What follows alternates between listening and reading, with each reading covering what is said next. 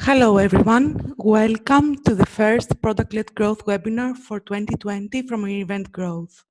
Today, we have with us Lindsey Allard, which will discuss everything you need to know in order to excel UX research. In details, the webinar's agenda will entail why UX research is imperative when SaaS organizations deliver a customer-centric approach, why should user research be driven both by quantitative and qualitative feedback, how to set your study questions based on your shared short and long-term objectives, and how to make good product decisions. Please note that you can write all your questions in the chat and they will be answered during our QA session in the end. Thank you all so much for joining, and let's welcome Lindsey. Hi guys, I hope you can see my screen. I'm sharing now, but I'm the founder of PlaybookUX, and I'm excited to chat with you guys today. For those of you who don't know what PlaybookUX is, we're a software that helps automate the process of getting user feedback. So we get a lot of questions about, what is user feedback, what is user research, and like how is that important in the product-led growth sphere. So that's why I'm excited to do this webinar and be a big part of what Reinvent Growth is trying to achieve and really leading the way in product-led growth. And I think UX and usability is a huge part of that, and that's what we're trying to do at PlaybookUX. So a lot of synergies. So I'll jump right in. But basically today we'll be going over, so this is the two of us on the webinar today. You guys already know. I'm Lindsey and Despina just was speaking. So yeah, basically what the agenda today will look like, we're going to talk about why UX research is imperative, especially in SaaS organizations, and how we can help deliver a customer-centric approach. And then we're also going to talk about why user research should be driven by both qualitative and quantitative feedback and what the difference between quantitative and qualitative is, because I know there's always a lot of questions around that. Next, we'll talk about how to set study questions and objectives, because asking the right questions and asking unbiased, really insightful questions is half the battle. The feedback is, kind of the easier part, but really asking the right questions is so imperative. So we'll talk a little bit about that. And then lastly, we'll just talk about how to make good product decisions, because, once you collect all this research, the question really is, how do you actually make good decisions behind that research or data that you've collected? So that's kind of what today's conversation will look like. So first, I think we could start with just like, what is user research? I think it can be a lot of things to a lot of different people. So I kind of wanted to level set and say, what we look at it as. And I think first, it's all about getting feedback from the targeted demographic. And target demographic is really important because, if you're building the next Salesforce, you want to be speaking to sales managers, not a random person. And that's how we feel about it, is you really need to be speaking to that buyer, that customer, whoever's going to be actually using your product. Friends and families is always nice to get feedback from, but they have a little bit of bias and they want to make you happy and answer questions nicely. But you really want to get feedback from people actually using your software, your product. And you want to hear things that are resonating with them. So what makes them feel like a product is so user-friendly, so easy to use. I think one of the trends we've seen a lot in is, features are great, but ease of use is the thing that everyone kind of comes back with when they recommend a product. Oh, it's just so easy to use. It's so quick to get started. It's so simple to check out. That is kind of the driving behavior, and that's kind of where everything is trending, is just making things so simple and so easy to use. And so how you do that, you get feedback constantly and iteratively. Next, there's two types of kind of research. One is this quantitative research, which is more where you're looking for things like surveys, A/B testing. You're looking really for statistical significance. So in that case, you'll be having a large sample set of people, and you'll be asking them questions. But it's really, you're looking for a lot of responses.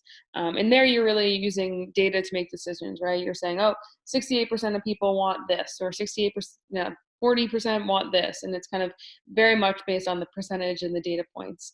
And then there's qualitative research. That's And that's actually what we focus on at PlaybookUX. It's all qualitative research. So that's where you're looking for feedback from 6 to 8 people, but you need to really make sure that those people are in your target demographic. And there's kind of a few main ways you can get that feedback. Mainly they're video based. So you can do unmoderated research, which is where you're actually setting a series of tasks or questions and you're recording the tester screen as they're kind of going through a prototype or going through the checkout flow or the sign up process. And they're actually speaking out loud saying, oh, I really like this, or I don't like that. So it's much more behavioral kind of preferences, likes, and you'll actually see that kind of rich feedback. And the second way you can get qualitative research is interviews. So you maybe have a 30 or 60-minute interview where you talk one-on-one with someone. You can really dive into understanding, maybe who is that target demographic for you? What do they care about? Asking them what their day looks like, to really like create a persona. And then there's other types of qualitative research, but those are the kind of main two methods. And then lastly, like why is UX research important? I think that's a question that a lot of stakeholders like to ask. And I think there's kind of some pretty jarring stats here. I think one that I have on here is that, for every dollar invested in UX, it returns $2 to $100. So there is a really high return. And as you guys can imagine, having people come to your website or product, it's really hard to get them there. But to keep them, that's what everyone's goal is. And UX is what keeps them. Easy user experience, usability is on point. There's another stat that I reference a lot, which is 70% of online businesses actually fail due to bad usability. So when we look at like why businesses are failing, usability is high up there because people are just going to abandon something if they're frustrated with it. And I think that's a pretty common thing, is that people's expectations for a great experience is higher and higher. And so brands and companies really need to deliver on that.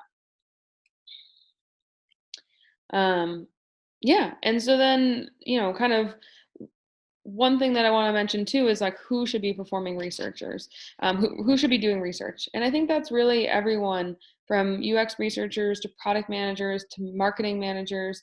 It's really about getting feedback. And, it's not just limited to one group of people. So on your marketing copy or your onboarding flow, there's so many parts along the journey that you can get feedback. And I outlined a couple here that I think really would resonate, with you guys about how we can, little bits of UX research can go a long way. So one of the tests that we see a lot of people take is they want to understand what people think about their product, their prototype, mobile app, website, their advertising copy, a new idea, or a new concept, or email subject line. So we have people actually testing like, will this person open this email? And I think those things are really important. And I have outlined here is a first impression test. And I think that's something we see a lot, right? Is when you get on a website, what's your first impression? Do you understand what your company is all about quickly? Like, does that make sense? Can you gather it in a few seconds? Because we know abandonment rates are high, but we don't want people to basically just go to your website, spend a few seconds on it, be confused, and leave. So you can see that from the data and the analytics, but what you can't understand and what you need from UX research is the why. Like, why are people leaving? Is it they're confused? Is it your price is too high? Is it because there's a million reasons that they could be leaving? And that's kind of what you can ask people with UX research. Another insight that's really popular is pricing model. So a lot of times pricing model is more of an art than a science. I'm going to check the chat. Yeah, sorry, I was just checking the chat here. It's more of an art than a science. So a lot of people will, especially in the software pricing world, margins are so high. So the question really becomes is, what do we focus on? How do we know if someone feels like this is a good value? A lot of times people will run tests with us, and it's so fascinating because people say, I wouldn't pay that little. That seems almost scammy that you're charging so little. It's really a feel. Like, what do people feel they're getting value for? So you really can't get that unless you actually talk to people and hear them saying, yeah, okay, I understand your price. And I think that this is what I would pay for it. So you're kind of driving down that barrier. In most companies, especially software companies, you're going to see your pricing page is probably your second looked at page, just because that's what people want to know. How much does it cost? And then lastly is, how easy is it to sign up for your product? I think that's really important, right? Like, can they find a quick sign up button?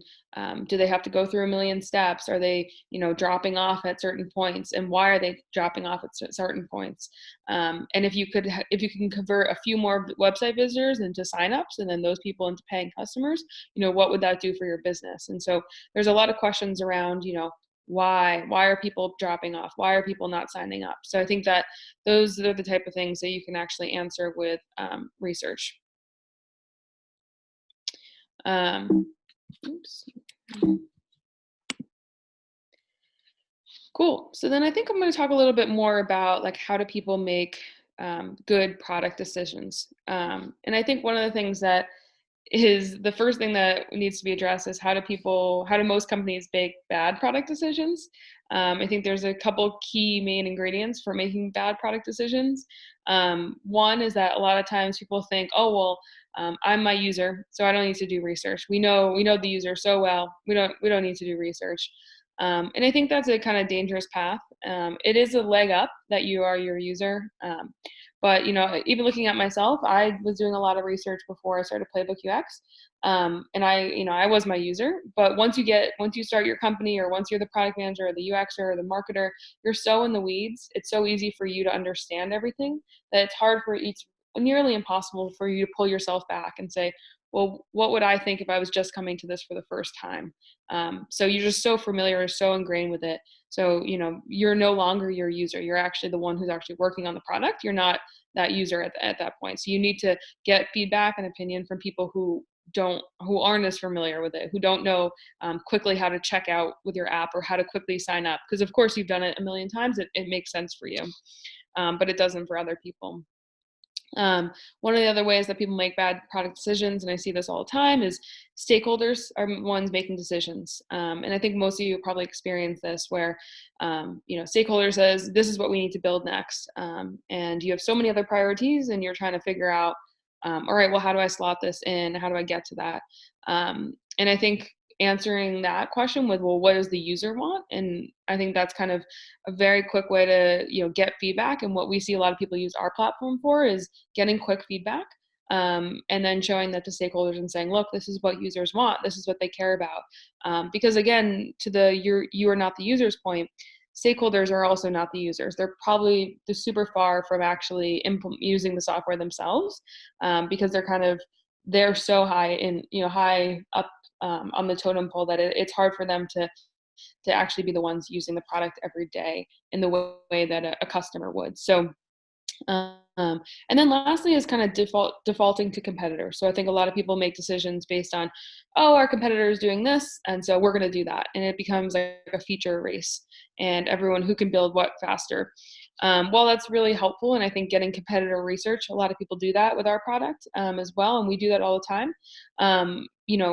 Building what your competitors build isn't, you're not really understanding the why, and really understanding what's the most value. And I think, one of the best ways you can do that is actually by talking to your users. So I think we can kind of go into how you can make good product decisions. And like I was saying before, it's really about speaking to your users, and that's really the single best way you can do it. And once you hear that feedback and them saying, I'm really frustrated because I can't do this, or I really want this feature and this would make my life 10 times easier. That's what you want to prioritize. So hearing them actually say that, and then understanding or asking them why is that important to you? So when you guys are building those features, or you're designing them, or you're marketing those products, that's really what's important, is the why. Why do they care about that? How is that going to make your users or your clients' life so much better? And then, once you actually talk to them and you understand that why, it's, for the marketing team, it's a lot easier to market, because you understand, okay, you can talk to that pain point and say, well, here's how we solve it. Here's how we do it. And then, within talking to your users, I think a lot of people talk about like, oh, you should do it. But I kind of wanted to dive into how you do that. And there's a couple of main ways. One is that you can speak to your current users. So you can reach out to your mailing list and say, I'd love to talk to you guys. You can always use a software like ours to help automate that process, but you can do that, or you can reach out to people who have never heard of your product and kind of get feedback like that. Some people have been using their chatbots on their website, and it's just you're incentivizing them, you're giving your users feedback, you're giving them monetary incentive just to give you their opinion, and people are more than willing to give your opinion. I think that's kind of one of the main things that we see a lot. A lot of times people find people through Slack groups or Facebook groups, or obviously through research agencies or softwares like ours. But I think the most common thing is that you're actually speaking to your core user, and that's really the main thing. And then lastly, how do you do that? And I think it's a synthesis process. So once you've spoken to your users, how do you collect all those videos and all that feedback and synthesize it into one nice prioritized list of features? And then it's a constantly reprioritizing and retesting and making the changes.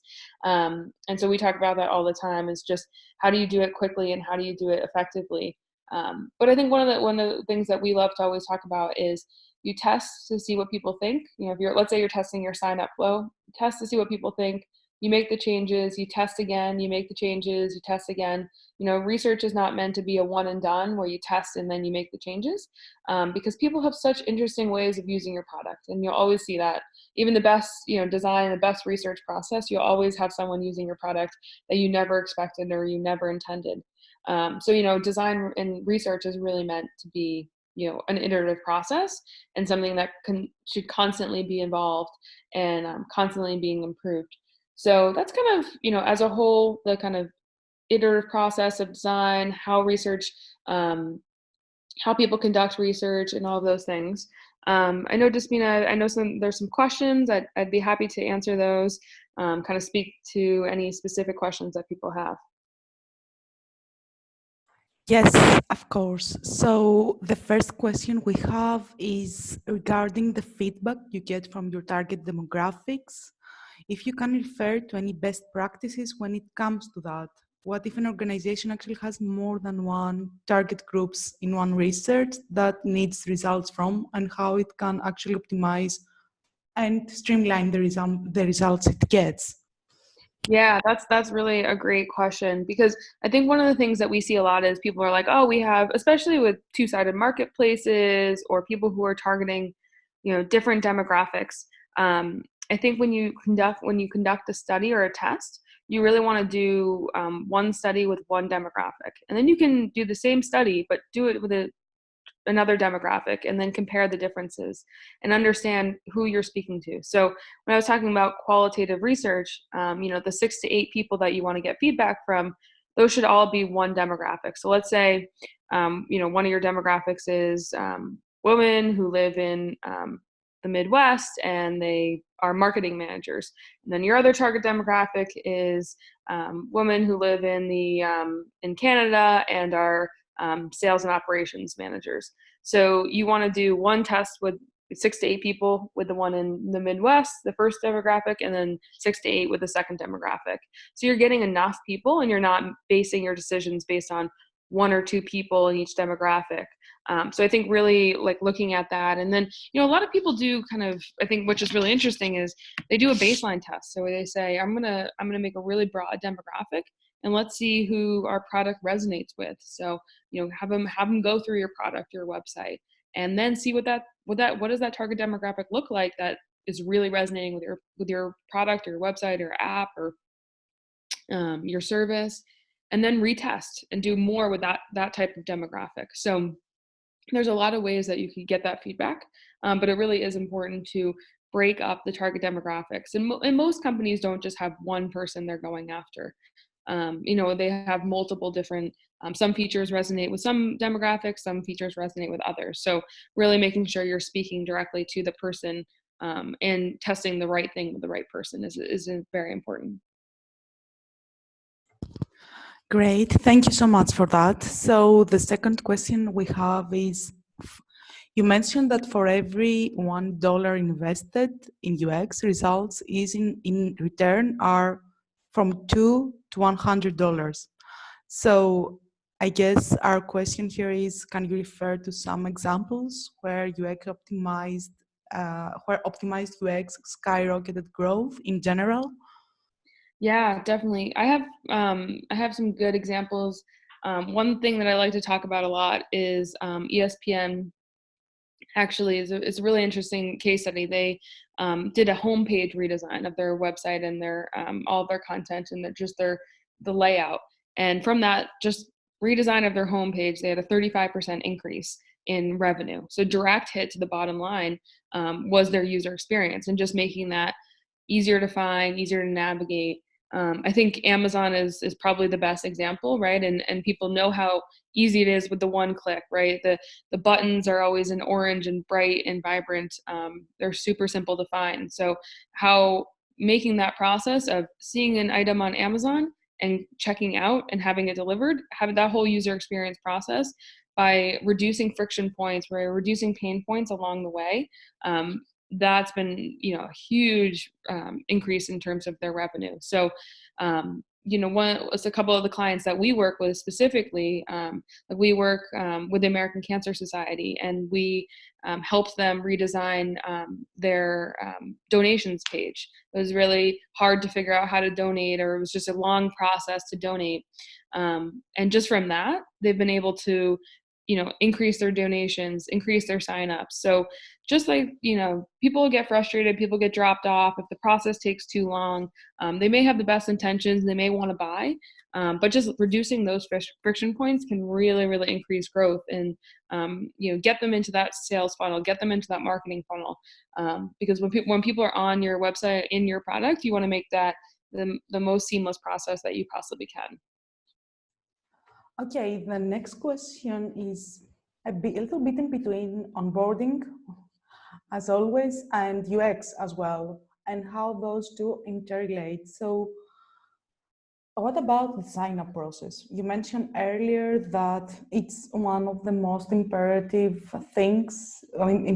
processes to optimize during the journey. It's top of the funnel, of course, but the beginning is like half of everything. What you have first-hand experience on that? So, what would you advise organizations to optimize UX UIs in order to get more signups that resonate with their users, perhaps even per user role or per customer segment? I don't know. How would you streamline that? Yeah, I think that's a really great question.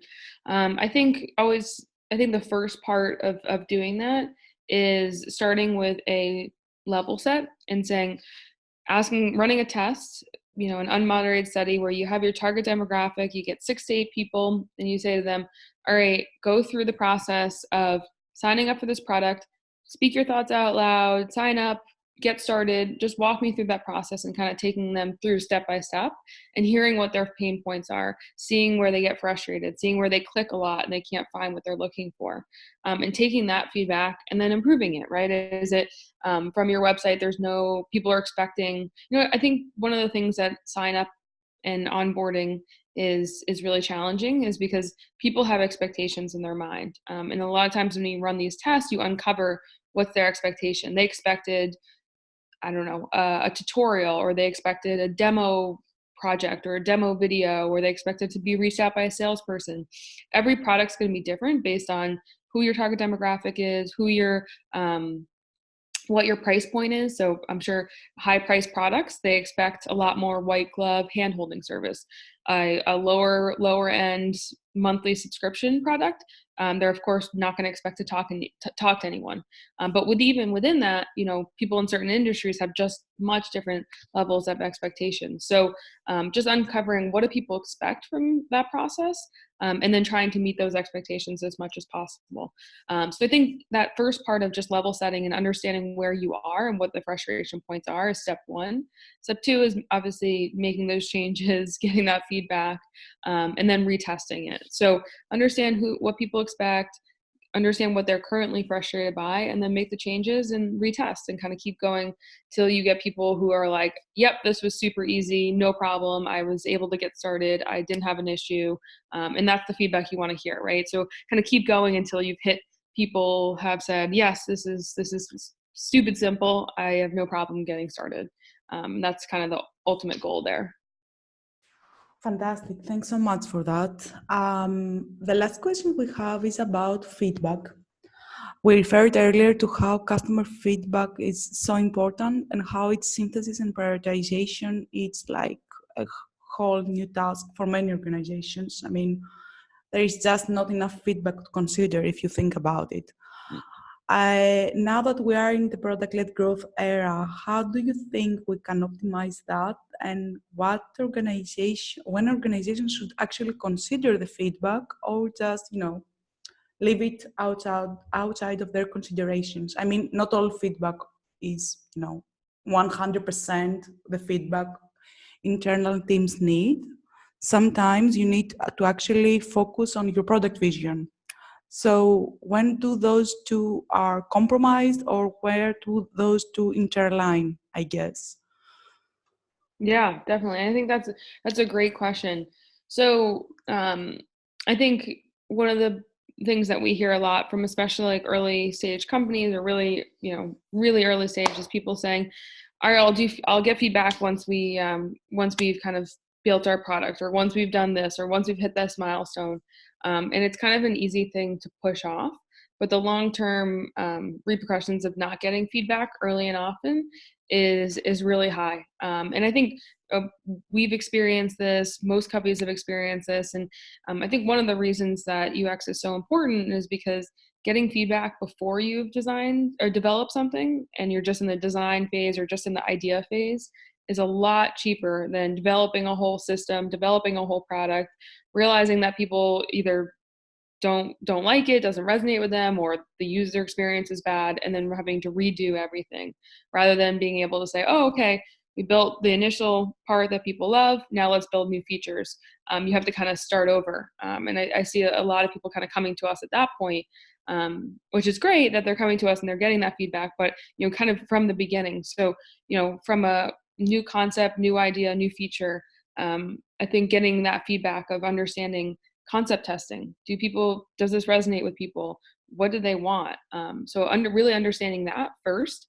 And then once you understand that, you can start designing it. And then when you design it, you get the feedback again on the actual prototype, the product, and then testing again. I think research doesn't need to be that very expensive. It doesn't need to take that much time if you do it the right way. And of course, we're happy to help with that and make it streamlined and make its synthesis process easy. But waiting to do research has a really long-term repercussions. And, if you've ever kind of said, oh, I'm going to take a hunch on this, and it's big and it's an important feature, just asking 2 or 3 of your target demographics real quick what they think before jumping into something, you'll really thank yourself later, because, having all of your development team work on something to only realize that people don't understand what you're working on is a really challenging problem. So early and often, as much as you can. Like I said, it doesn't need to be, you don't have to have a whole team on it. You can just do it in a couple easy steps and just get feedback from a couple of people. It doesn't need to be 500 responses, doesn't need to be anything crazy, but getting that feedback is imperative. And to organizations that are not actually invested in UX research, in UX feedback, in anything that has to do with user experience so much, because some organizations actually may not be able to afford it in the beginning. As you said, you don't need a lot of people, but maybe it's not in the priorities, because so many things can interalign when you have product delivery at play. What would you advise when they are, in the first steps of actually considering UX as part of their product delivery, as part of user experience in general? What would be the first steps you would advise them to take?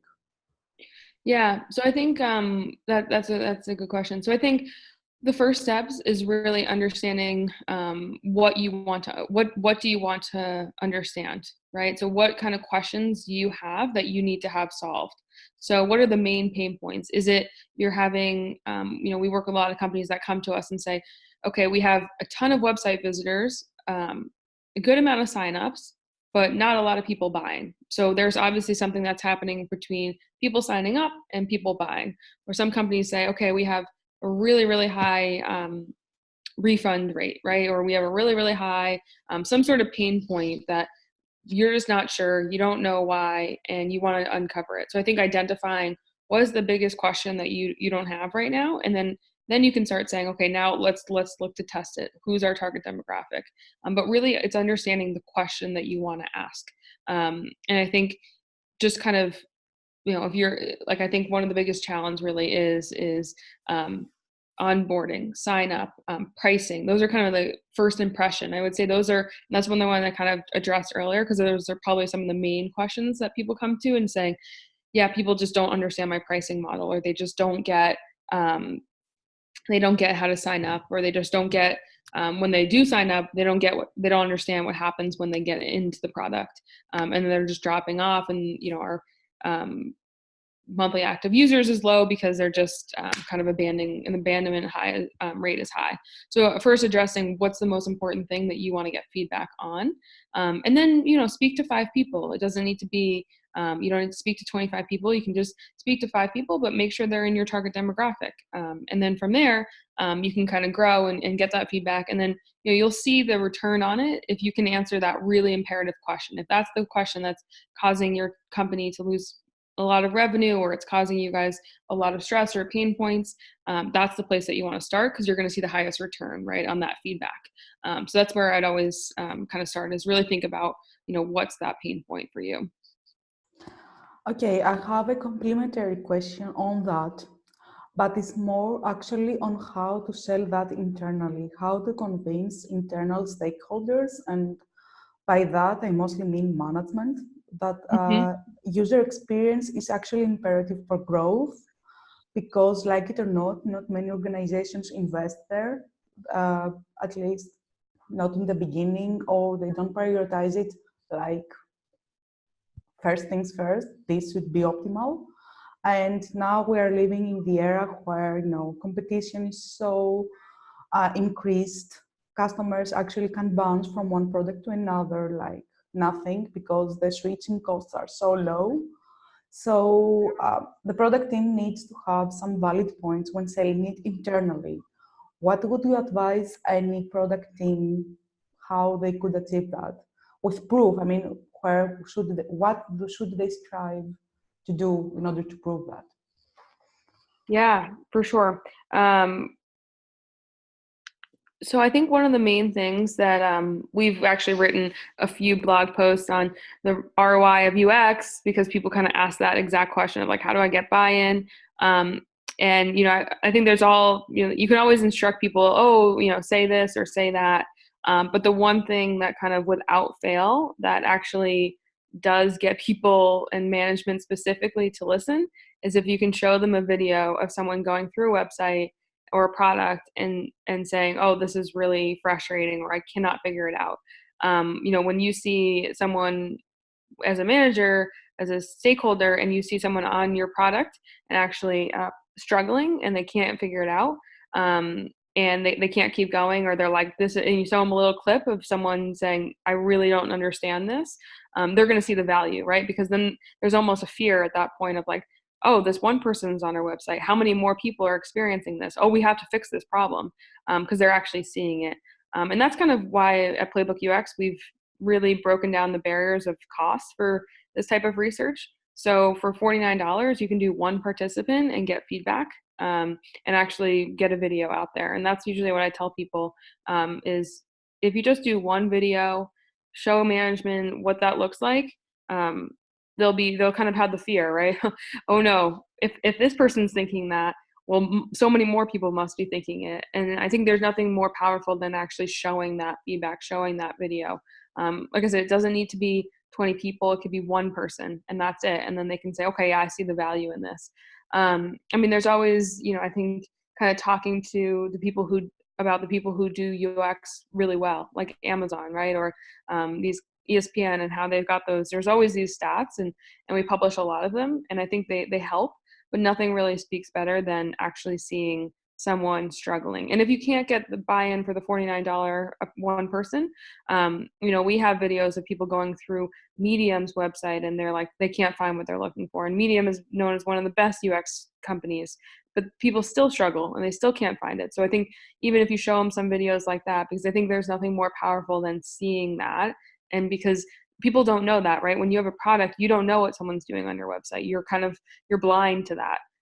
So when you can actually hear that person saying something that's useful or insightful, you can quickly make that change. You can quickly make the update. So I think as much as you can, either show them, do one video, or show them a video of someone going through a very, there's all these videos out there and we have plenty of them. But as much as you can, as show not tell, I think is the best way to do it. Okay, one last question, because I think we have exhausted you. Okay, getting the internal buy-in from stakeholders is one thing.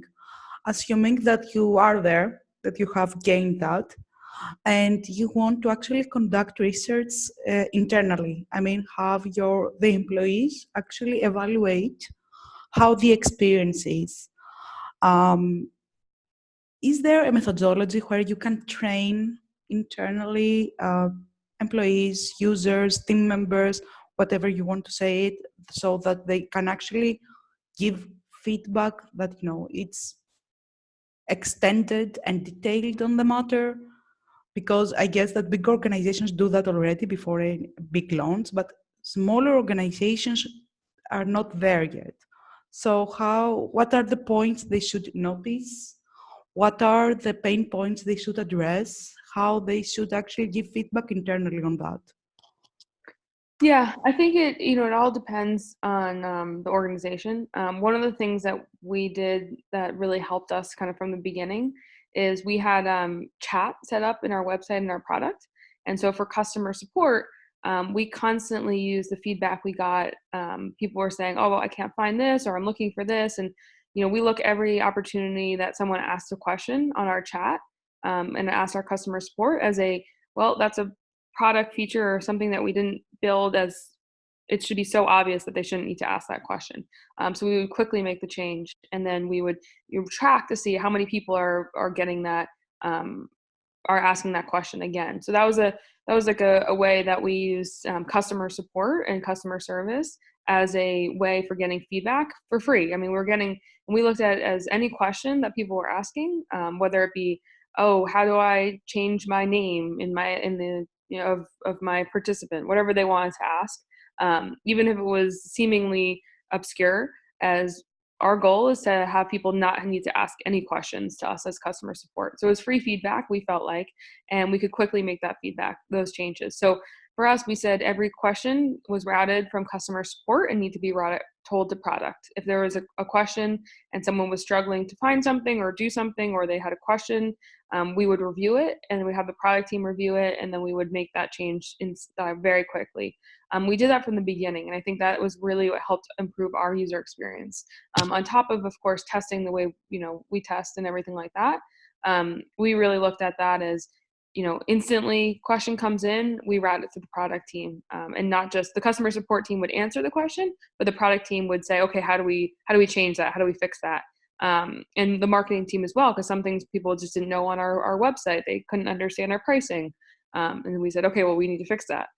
So I think that's a quick thing, because customer support, and we did that with sales as well. The sales team, myself included, I looked at every question that we were getting on a sales demo and a sales call as an opportunity to route that to the product team and say, all right, people are asking for this feature. And I was tracking every time we would get feedback from the sales team, we were tracking that and saying, this is what people were looking for. So when we made product decisions, we had the feedback from the customer support team, from the sales team, from marketing, from all these different departments, because those are ones that are often in the front lines. Sales and customer support specifically probably spend the most time talking to users. So how do you, making sure there's a very simple and easy way that they can quickly give feedback to the product team. I think Slack is a great resource for that.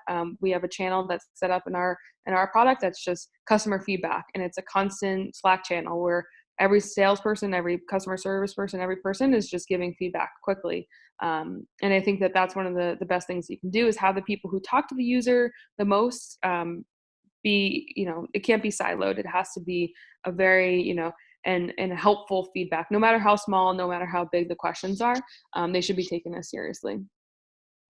Lindsey, thank you so much for joining today and for the useful instructions. Thank you so much for joining as well. And don't forget to join us in the next Product-Led Growth webinar with JumpCloud, where we're going to analyze their product-led growth strategy along with their framework and how that extends to their partner network. Have a nice evening. All right. Have a great evening, guys. Thank you.